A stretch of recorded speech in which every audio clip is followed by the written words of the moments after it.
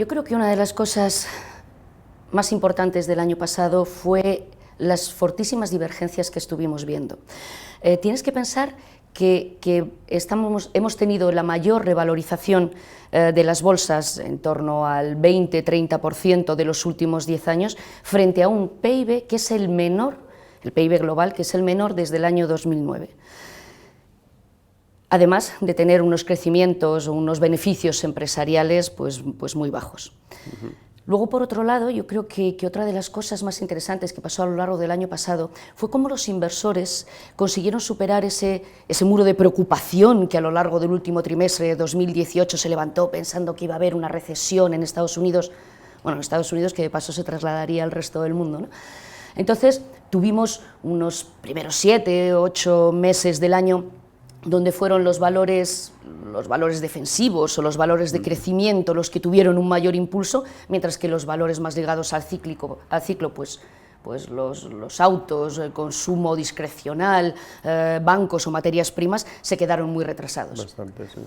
Luego, pues yo creo que fue como en agosto o en septiembre, finalmente pues los inversores pensaron que el tema de la recesión quedaba atrás y se añadieron esos otros valores cíclicos, otra divergencia más que ocurrió a lo largo del año. ¿Y qué esperas tú del año 2020? Es decir, ¿qué es lo que nos traemos en la mochila del año 2019 para este año 2020? Las cosas que son muy parecidas en este año. ¿Y qué cosas vamos a ver diferentes, ¿no? ¿Qué variables vamos a ver más diferentes al 2019? Bueno, yo creo que una cosa que llevamos en la mochila, y no solamente del año pasado, sino desde hace años, es la cuestión política, geopolítica o estrategia. Bueno, vamos a tener que aprender de eso mucho más incluso que de economía. Pero bueno, y además todo esto aderezado con unas valoraciones altas, tal vez, ¿no? Que son bastante elevadas, lo cual pues nos lleva a pensar que las tensiones pues pueden pasarnos una factura mayor que cuando esas valoraciones son más bajas. Yo creo que la parte más diferente o que nos puede resultar sorprendente, yo creo que puede venir por parte de los bancos centrales y en este caso por parte del Banco Central Europeo y la nueva presidencia de Lagarde. A ver, va a continuar con las mismas políticas expansivas que ha llevado a cabo Draghi, los mismos programas, eso sí, pero yo creo que va a tener puntos distintos. Creo que el medio ambiente, que el cambio climático va a ser una apuesta importante en la que van a influir los bancos centrales y en este caso el Banco Central Europeo. Creo que por otro lado los objetivos del propio Banco Central Europeo pueden entrar a revisarse. Desde el punto de vista de la inflación, ¿verdad? Sobre todo de la inflación, sí, que sabes que hablamos muchas veces de ello, porque a ver, la percepción de la población, de los ciudadanos, es que la inflación es elevadísima, sin embargo, cuando vemos las cifras oficiales de inflación, son muy bajas, entonces algo está fallando.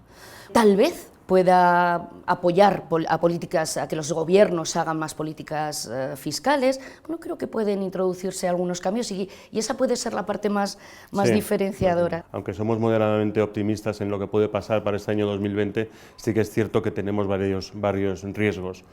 Vemos que los bancos centrales apoyan mucho a que todavía la inversión sea correcta, sobre todo en renta variable, pero ¿qué riesgos ves tú en este año, en el 2020? ¿Que los BPA se desinflen, por ejemplo, o la volatilidad que sea muy alta o muy baja? A ver, en líneas generales, como bien decías, somos positivos en la parte, al menos, que corresponde a renta variable. Eso sí, sabemos que estamos sometidos o que vamos a vivir un largo periodo de crecimientos bajos y bajos niveles de inflación, y ese es el escenario al que tenemos que adecuarnos. El gran reto, como bien has dicho, los beneficios empresariales, que volvamos al crecimiento de esos beneficios en las compañías y que además esos indicios que estamos teniendo dentro de los datos macroeconómicos, sobre todo los europeos, que parece que quieren empezar a ponerse positivos, bueno, pues que finalmente puedan llegar a conseguirlo. Pero sin duda una decepción intensa en los beneficios empresariales creo que podría ser una de las partes más negativas de este año, o que los crecimientos se fueran al traste. Porque la guerra comercial, ¿tú crees que sí que vamos a conseguir una solución para relajar un poquito y rebajar un poquito la volatilidad? A mí me parece imposible que se llegue a una situación, a una solución definitiva. Cierto. A mí me parece complicadísimo.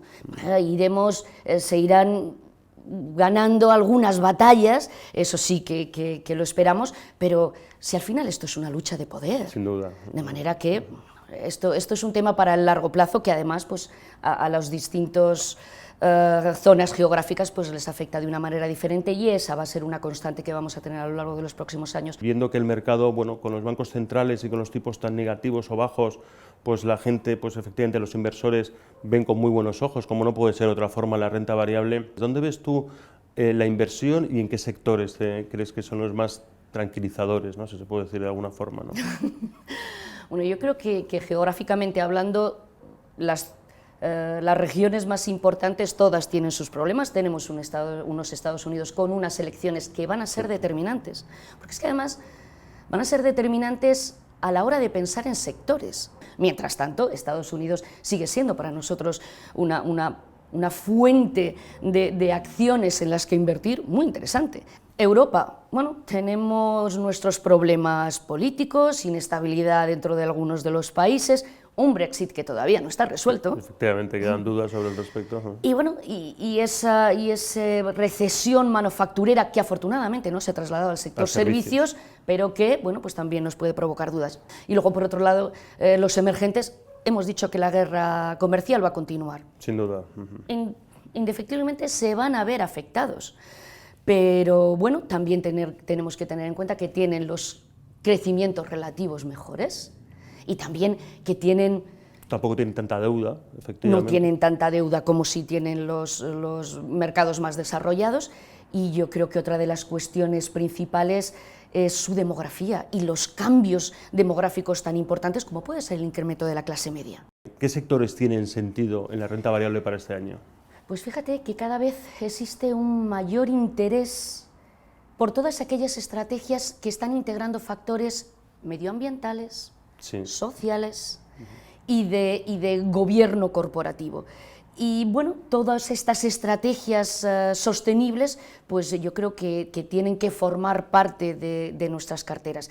Tenemos además otras inversiones u otros sectores que están altamente relacionados con los cambios demográficos, y en este caso estoy pensando en las infraestructuras, que tienen activos físicos reales detrás, que proporcionan altas rentabilidades, siempre pensando en un muy largo plazo, y que además en los momentos de más tensión de los mercados se comportan relativamente mejor. Por supuesto, la tecnología, hablábamos antes de ella, tiene que incluir inteligencia artificial, big data, todo esto lo que puede proporcionar para las compañías que lo implementen son incrementos de productividad, son unos mayores márgenes, lo cual también para la economía y para el crecimiento económico va a ser positivo.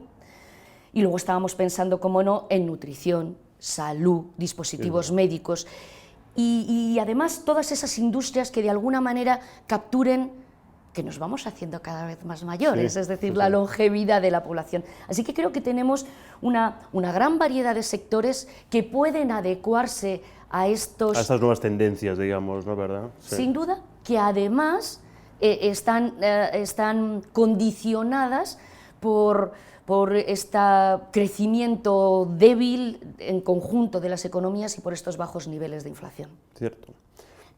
Dicho esto, creo que es importante cómo se gestionan las carteras, porque ya los tipos son muy negativos o próximos a cero y las valoraciones son altas en la renta variable, por tanto, la gestión es fundamental, ¿no? Sí, sobre todo tenemos que pensar que somos positivos con la inversión en activos de riesgo, pero siempre acordes a nuestro perfil. Y luego pues la gestión activa resulta absolutamente imprescindible, y la forma más adecuada es a través de carteras gestionadas o vehículos de inversión en los que puedan incluirse pues el oro como a modo de descorrelación de las carteras, sí, de protección incluso, derivados a modo también de protección, y todo esto pues nos lleva sin duda a que el asesoramiento y la gestión activa resultan absolutamente imprescindibles en el entorno en el que nos movemos, que pensamos que va a tener una mayor volatilidad durante este año, con esos tipos de interés tan bajo y esas elevadas valoraciones de las compañías.